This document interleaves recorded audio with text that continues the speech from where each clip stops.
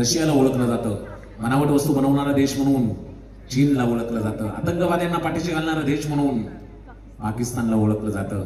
पण साधू संत, देव देवता आणि पवित्र संस्कृती म्हणून माझ्या भारत देशाला ओळखलं जातं. पवित्र